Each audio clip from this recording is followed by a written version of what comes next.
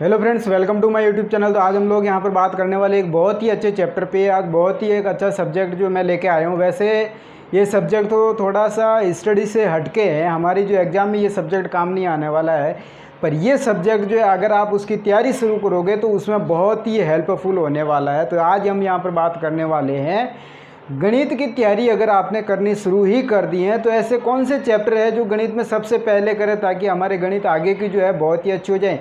दोस्तों, इससे पहले मैंने एक वीडियो और डाला था, उसमें मैंने बताया था how to improve your mathematics, मतलब आप जो अपनी मैथमेटिक्स को इम्प्रूव कैसे कर सकते हैं, मतलब अपनी पकड़ जो मैथमेटिक्स में मजबूत कैसे करनी है। तो उसको मैंने पिछले वीडियो में बताया था, बहुत ही अच्छे अच्छे तरीके बताए थे, वो आप तरीके फॉलो करके आप मैथमेटिक्स को इम्प्रूव कर सकते हो। 101% कहता हूँ कि अगर वो तरीके अगर आप अपना रहे हो मैथमेटिक्स को करने के तो आपकी मैथमेटिक्स इम्प्रूव हो जाएगी 101%। जो मैंने खुद पर आजमाए तरीके जो है वही मैंने आपको बताया है। जब मुझे कुछ भी नहीं आता मैथमेटिक्स में, आज मैं सब कुछ कर रहा हूँ मैथमेटिक्स में, तो आप भी वो चीज़ें कर सकते हो। देखो, इस दुनिया में इम्पॉसिबल कुछ भी नहीं है, इम्पॉसिबल कुछ भी नहीं है, सब कुछ पॉसिबल है। अगर आप करना चाहो तो आपके लिए पॉसिबल है। तो आज हम यहाँ पर बात करने वाले हैं कि गणित की तैयारी करने की हमने ठान ही ली है, तो गणित की तैयारी शुरू कैसे करें, कहाँ से शुरू करें, ऐसे कौन से चैप्टर है जिसको सबसे पहले करें। तो आज हम यहाँ पर बात करने वाले हैं गणित की तैयारी कहाँ से शुरू करें। आपने ठान ही लिया है कि मेरे को मैथमेटिक्स करनी ही करनी है, मतलब मैथमेटिक्स में बहुत ही अच्छी पकड़ बनानी है। जो पहले मैंने वीडियो डाला तो उसमें आपको ये बता दिया कि मैथमेटिक्स को इम्प्रूव कैसे करना है। अब अगर आपने अगर वो वीडियो देखा तो बहुत अच्छी बात है, अगर नहीं देखा तो एक बार देख लेना। अब मैं आपको बताने वाला हूँ कि गणित की तैयारी कहाँ से शुरू करें, मतलब ऐसे कौन से चैप्टर है गणित के अंदर जहाँ से हम अगर गणित की तैयारी शुरू करें तो हमारी गणित जो है बहुत ही अच्छी हो जाएगी। तो दोस्तों ध्यान रखना है, मैं यहाँ पर 1 बाय 1 आपको तरीका यहाँ पर चैप्टर बताने वाला हूँ कि कौन कौन से चैप्टर आपको सबसे पहले करने हैं। तो देखो यहाँ पर दोस्तों, सबसे पहले आपको करना है संख्या पद्धति, मतलब नंबर सिस्टम। गणित के शुरुआती कदम जो है, गणित अगर आप कर रहे हो मैथमेटिक्स, उसका शुरुआती कदम जो है वो आपका रहेगा संख्या पद्धति। ऐसा नहीं है दोस्तों अगर आपको गणित में कुछ भी नहीं आता और आप ट्रिग्नोमेट्री लेके बैठ गए मैथमेटिक्स में, आपको बिल्कुल आपकी मैथमेटिक्स लो है और फिर भी आप जो है रेखा गणित कर रहे हो, जियोमेट्री कर रहे हो, तो ये पॉसिबल थोड़ा हो सकता पॉसिबल है बट थोड़ा कम है। अगर ये स्टेप बाय स्टेप अगर आप करने वाले हो तो 101% कह रहा हूँ कि इसमें मैथमेटिक्स आपकी बहुत ही अच्छी हो जाएगी। और शुरुआत की पकड़ अगर आपकी अच्छी होगी कोई भी सब्जेक्ट में तो आगे जाकर वो दिक्कत नहीं करेगा। तो यहाँ पर देखना, सबसे पहला काम क्या करना, आपको संख्या पद्धति को बहुत ही अच्छी तरह से पढ़ना है। संख्याओं के प्रकार क्या क्या होते हैं, परमेय संख्या कौन सी है, परमेय संख्या कौन सी है, प्राकृत या प्राकृत संख्या जो है, सम विषम वगैरह, संख्याओं का जितना भी संपूर्ण ज्ञान है वो आपको आना चाहिए कि संख्या पद्धति नंबर सिस्टम में क्या क्या होता है, सब कुछ आप जो है इसके अंदर संख्या पद्धति में आपको आना चाहिए। सेकंड पार्ट जो आपका आएगा वो आएगा संख्याओं पर आधारित प्रश्न। दोस्तों यहाँ पर संख्याओं पर आधारित प्रश्न जो किसी भी चैप्टर से संबंधित नहीं है, कुछ भी क्वेश्चन बन सकता है इसमें। संख्याओं पर आधारित प्रश्न जो है उसमें कुछ भी क्वेश्चन बन सकता है, कोई भी चैप्टर का ऐसा विशेष नहीं है कि इसमें ये फॉर्मेट लगता है या फिर ये कुछ होता है, ऐसा कुछ भी नहीं है। अगर आप 100 क्वेश्चन करते हो तो 100 के 100 अलग अलग टाइप के हो सकते हैं क्वेश्चन संख्या पद्धति पर आधारित। अब यहाँ पर क्वेश्चन थर्ड नंबर बात करते हैं प्रतिशत की। दोस्तों ध्यान रखना है, ये 2 चैप्टर अगर आपके अच्छे हो गए तो इनसे एक बेनिफिट ये हो जाएगा कि शुरुआत की बेसिक मैथमेटिक्स आपकी अच्छी हो जाएगी। सेकंड बात है, आप अगर संख्याओं पर आधारित प्रश्न कर रहे हो, कम से कम 200-300 क्वेश्चन अगर आपने कर लिए मिनिमम, तो यहाँ पर आपका क्या होगा कि कैलकुलेशन करने का तरीका जो है, कैलकुलेशन करने का तरीका आपका बदल जाएगा, कैलकुलेशन आपकी बहुत फास्ट हो जाएगी। थर्ड नंबर आता है आपका प्रतिशत। प्रतिशत दोस्तों एक ऐसा चैप्टर है मैथमेटिक्स के अंदर कि हर एक चैप्टर में ये काम आता है, चाहे आप लाभ हानि ले लो, चाहे अनुपात समानुपात हो, या फिर जो किसी भी तरह का चैप्टर आप इसमें चैप्टर ले सकते हो, उसमें आप प्रतिशत को इन्वॉल्व कर सकते हो, ठीक है। या फिर कोई भी ऐसा चैप्टर नहीं होगा मैथमेटिक्स में जिसमें प्रतिशत इन्वॉल्व नहीं हो, ठीक है। तो थर्ड नंबर जो है सबसे अच्छा चैप्टर रहेगा आपके लिए कि प्रतिशत करें। पहला संख्याओं पर आधारित प्रश्न, सेकंड नंबर पहला संख्या पद्धति, सेकंड नंबर संख्याओं पर आधारित प्रश्न, और थर्ड नंबर जो आएगा आपका वो होगा प्रतिशत। प्रतिशत करना आपको बहुत ही ज़रूरी है। अगर मैथमेटिक्स की शुरुआत आपको अच्छी करनी है तो तीसरा काम आपको प्रतिशत का करना है, क्योंकि प्रतिशत एक ऐसा चैप्टर है दोस्तों जो हर एक चैप्टर के अंदर इन्वॉल्व रहता है। अब यहाँ पर देखना, फिर यहाँ पर चौथा स्टेप हम अगर बात करें तो चौथा स्टेप आएगा आपका अनुपात और समानुपात का। अनुपात और समानुपात भी एक ऐसा चैप्टर है जो दोस्तों हर एक चैप्टर में काम आता है, चाहे वो लाभ हानि का चैप्टर हो, चाहे साझेदारी का चैप्टर हो।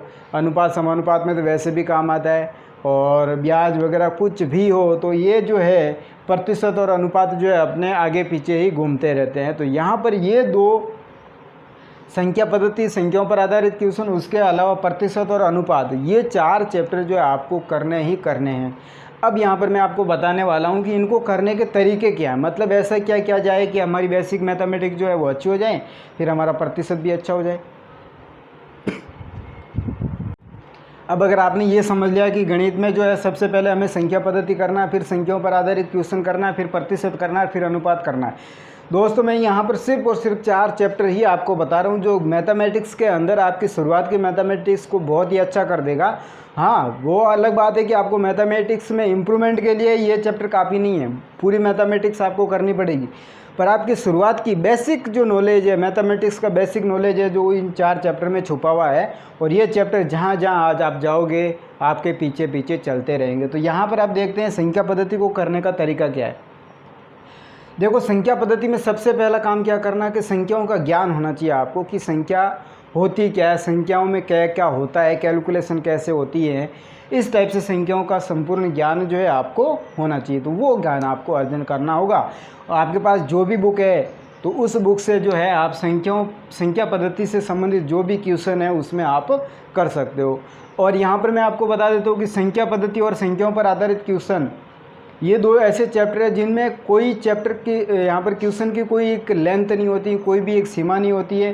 क्वेश्चन कितने भी बड़े हो सकते हैं, क्वेश्चन कितने भी छोटे हो सकते हैं, क्वेश्चन कितने भी प्रकार के हो सकते हैं, कोई फिक्स नहीं है कि यहाँ पर ये इतने ही प्रकार के क्वेश्चन बनते हैं। तो यहाँ इसको हो सके ज़्यादा से ज़्यादा क्वेश्चन करें। फिर बात आती है प्रतिशत की।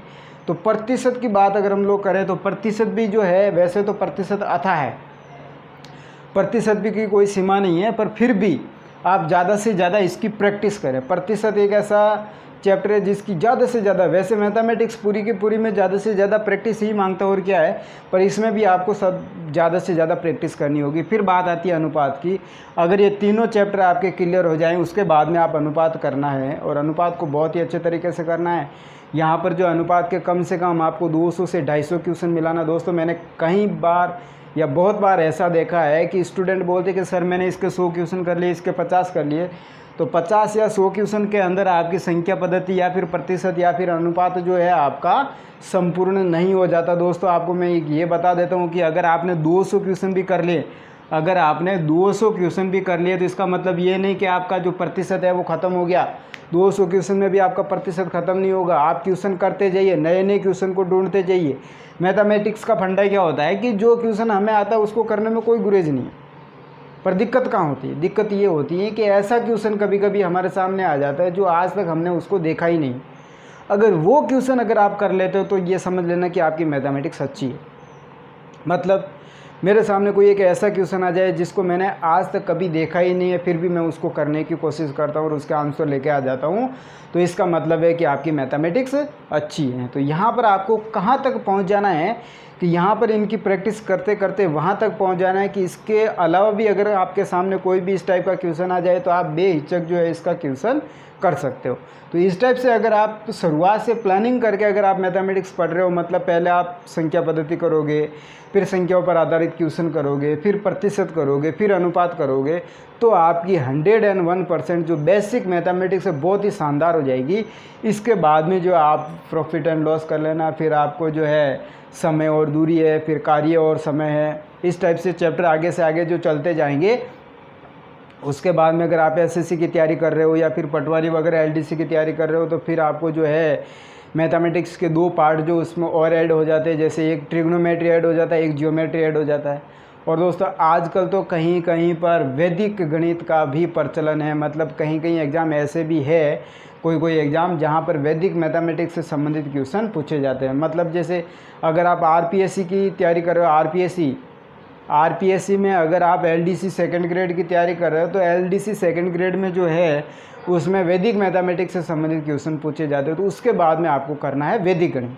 तो ये था आज का हमारा जो है यहाँ पर जो है मैंने ये बताया आपको, गणित की तैयारी करने से पहले मतलब गणित की तैयारी जो है हम कहाँ से शुरू करें ताकि हमारी बेसिक गणित जो है बहुत ही अच्छी हो जाए। तो दोस्तों ये चैप्टर जो है आप 4 चैप्टर बहुत ही अच्छी तरीके से कर लेना। 101% कहता हूँ कि आपकी बेसिक मैथमेटिक्स जो है बहुत ही शानदार हो जाएगी। मेरा वीडियो अगर अच्छा लगा आपको, मेरी जानकारी अगर आपको अच्छी लगी तो वीडियो को लाइक शेयर और कमेंट ज़रूर करना। चैनल को सब्सक्राइब कर लेना अगर आप नए हो तो, और साथ में ही उसका बेल आइकन दबा देना। जैसा ही मैं नया वीडियो डालूंगा उसका नोटिफिकेशन आपको तुरंत मिल जाए।